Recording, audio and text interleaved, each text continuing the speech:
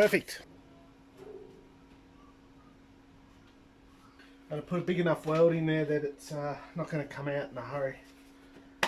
Good enough. First piece of many. I thought I could smell something. I wasn't sure what it was, and I'm on fire, so yeah, excuse me, I'm going to have to put myself out. I knew it was going to happen. This is just a cheap eBay milling cutter, and it did well to get through as many as it did, but you can see, I don't know if you can see, you're just going to have to take my word for it, but yeah, anyway, it's no longer useful because it's in two pieces and not one.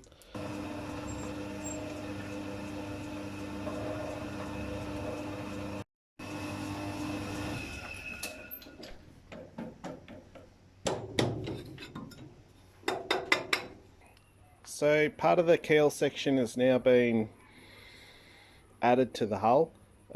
We've notched all the center section, which is pretty good because I'm pretty happy and I'm pretty confident that I've got all the notches lined up. The only way to tell will be to turn around and get some of the RHS that I've got stored up the top there and lay it along, which will form the keel section. But yeah, it's certainly taking shape. As you can see, there's a lot of work involved in this, and it takes some time to get everything right and square. It's going to be a little bit tricky up here because, as we know, when we get towards the front, and the light's a bit dull in here, but there's a change in the let's see, there we go, there's a change in the shape of the front of the hull as it goes down and I suppose transitions into the rear. This thing is getting huge. I'm reaching a point now where I'm not even sure that I can turn it by myself. I'm going to have to try and figure out a way to get this hull up the other way, and it's certainly taken on a familiar shape. I think the next thing to do is I'm going to get that RHS I just spoke about. I'm going to lay it into the center section of the hull and just see how straight my little notches are. Everything's tacked into place, so I can just hit it with the grinder and knock out those welds if needed to make smaller adjustments. And as time goes on and we start getting more and more of the shape of the keel section in place, and we're happy with it, that's when I'll go around and start welding everything up. The hull at the moment is consisting of tack welds as well as structural welds. There is going to be a massive amount of work in welding this hull up, and to be quite honest, I don't think I'll really film it because it could be quite boring for you guys to watch. But let's get into it and grab that RHS and lay everything down and see how it all lines up.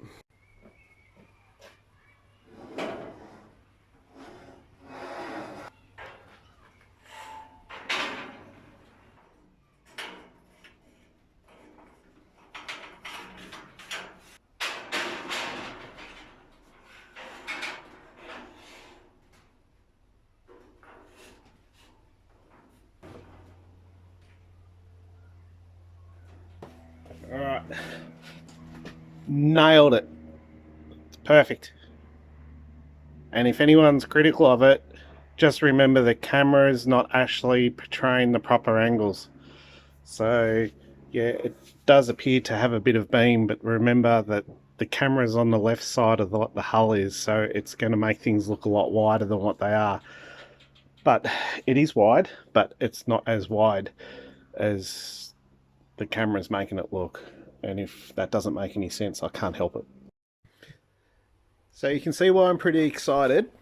It's looking really nice throughout the length of the hull. Everything looks looking square, and running a tape measure across it, it's showing that things are within tolerance, my tolerance. And I'm not building it to within thousandths of inches, but within a few millimeters. I think the error of difference from here down to the end there is over the entire length of the hull is around 3 millimeters. So I am absolutely stoked. I'm very happy with how it's turning out, Length, let's say from where you are, right up to the very end.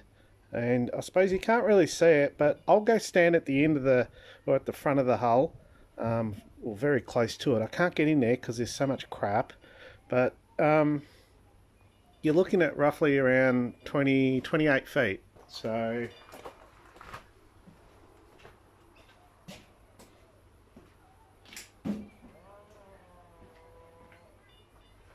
here, right where my hand's waving is the end of the stem.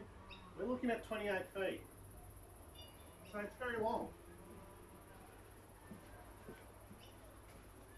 So I get asked, I've been asked by a few people, is it going to be an RC model? And no, it's not. It's the whole idea of building this is to ride in it, and the whole idea of building a steam engine is to be able to operate it. So it's hopefully going to be a fully functioning tribute to the Titanic. As far as capacity of how many people, I won't know until all the machinery is put in place and I can see how much space I have in the hull. And the other thing that has to be considered is, you know, you've got people wandering around the hull. Its centre of gravity will change, so the stability will also have a major impact as to its capacity of carrying. But at the end of the day, it's about me having fun and doing something that I really enjoy, and it's only a hobby. So anyway, let's get back into this hobby. Once we weld all our pieces back together and start stitching the welds and tying everything together, it will inherit some more strength, a lot of strength. And then, as I mentioned before, we will be putting bracing in between, so we'll get even more strength as we go across. That will support essentially a boiler cradle for our boiler, because it's a big water tube boiler that's going in this, and it's made from heavy duty walled pipe, and there's quite a few 100 kilos there in itself.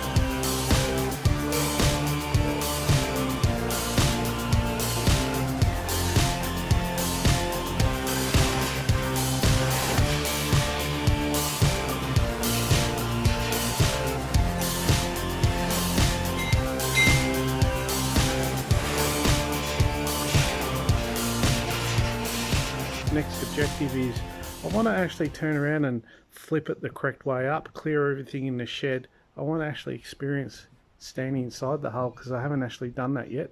So that's the next thing we're going to do. You know, the funny thing is that I do enjoy this build. I don't enjoy working in such a messy environment, and I don't like working in a cluttered environment. But it's one of those things in life where if you don't turn around and make a start and do something that you've always dreamt of doing, you'll never do it. So as much as I don't really have the room to build this project, if I never start it, I never will live the dream, so to speak. Alright, so I've come to the conclusion there's no point struggling any further. I've called a mate up to come around and give me a hand and try and turn this hulk of a hull over and get it in its right orientation, because I'm simply struggling too much, and with the entire length of it, it's going to be a matter of time whether I either injure myself or damage something, and I don't want either.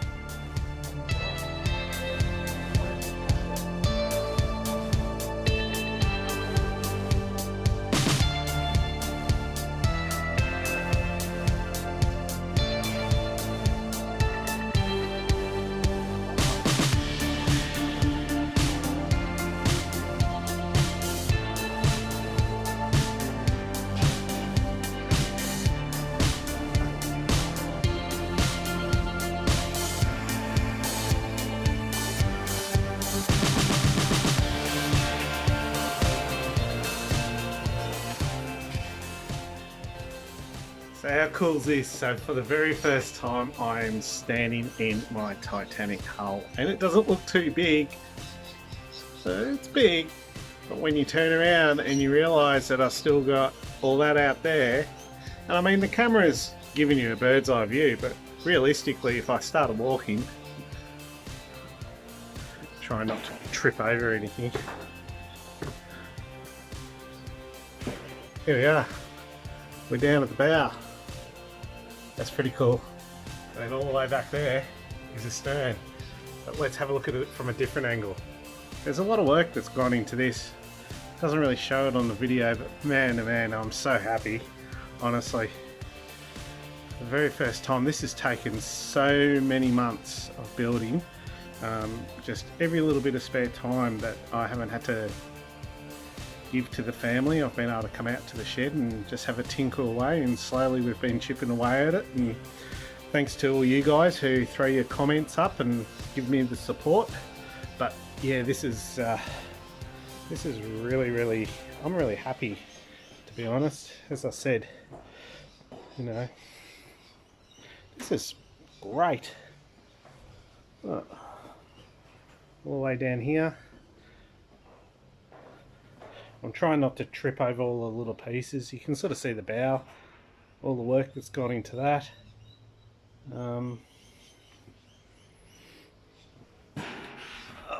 Stepping out. Might even get a shot further away down the back of the shed to give you a bit more of an idea. So it's sort of halfway up my body.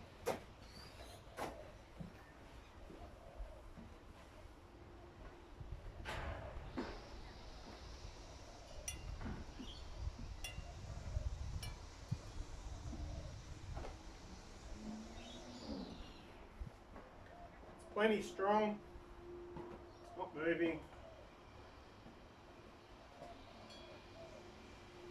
I reckon that's a thumbs up.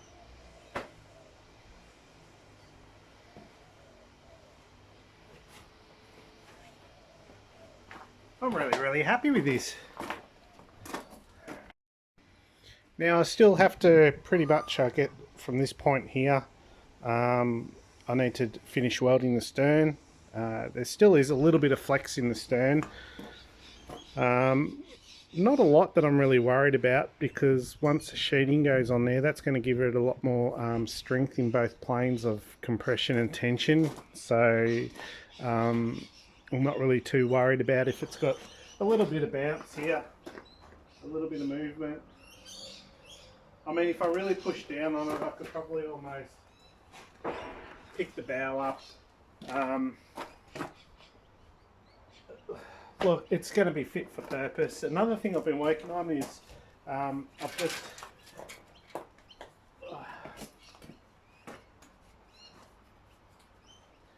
been making the poop deck, so that will sit here. Well, it's going to sit up here, probably about that height there, like that.